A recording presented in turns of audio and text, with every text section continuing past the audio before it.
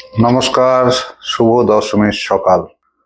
আমি জানি আপনাদের আজকের প্রত্যেকেরই মন হয়তো খারাপ আছে, কিন্তু এটা আমার কথা নয়, এটা পরমহংসদেব রামকৃষ্ণদেবের কথা।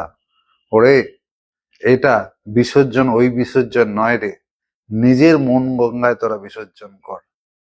তো এইটাকে প্রতিদিন আমাদেরকে মনে ভাবতে হবে। পুজো কটা দিন আমরা মনের চিত্ত থেকে বাইরে নিয়ে এসে মাকে আমরা পূজন করে থাকি।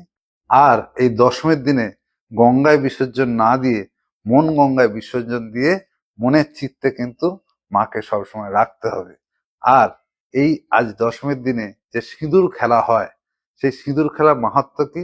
মায়ের সিঁথিতে সিঁদুর এবং নোয়াতে সিঁদুর দিয়ে আমাদের বাড়ির মায়েরা তারা সংসারের অর্থাৎ ফ্যামিলির মঙ্গল কামনা করে, যাতে প্রত্যেকে আমরা সুস্থ এবং স্বাভাবিক থাকি, খারাপ চিন্তা থেকে দূরে থাকি, আর যাতে আমরা সুস্থভাবে জীবনকে আরো আগে বাড়িয়ে নিয়ে যেতে পারি।